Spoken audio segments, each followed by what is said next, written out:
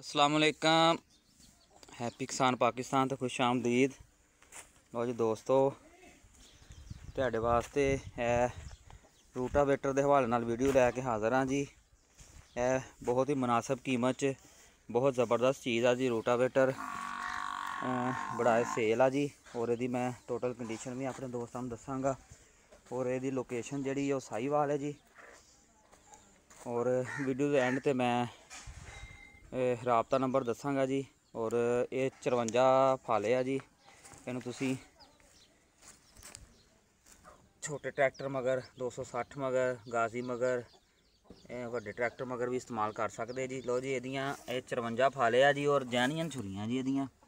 थोड़ा जिहा जिमीदार सी जी, जिमीदार कोल जिन्हें इनू इस्तेमाल किया है। और वर्किंग कंडीशन च ज़बरदस्त मुनासब यदी डिमांड है जी। और अर्जेंट सेल आ जी।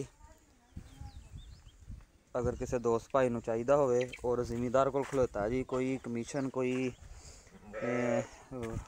कमीशन वगैरह का चक्कर नहीं है जी। डायरैक्ट जिमीदार नाल राबता करके तुसीं देख के इनू चला के इस्तेमाल करके लै सकते हो जी। और बहुत ही मुनासिब इहदी कीमत है जी। 1,60,000 रुपया डिमांड है जी।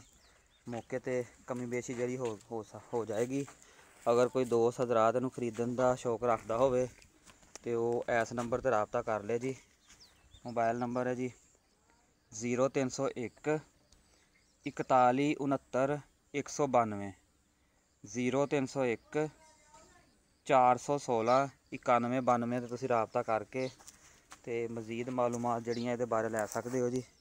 और इंशाअल्लाह ताला जिहड़ा पहले राबता करेगा उन्होंने खसूसी डिस्काउंट भी किया जाएगा। अल्लाह हाफिज़।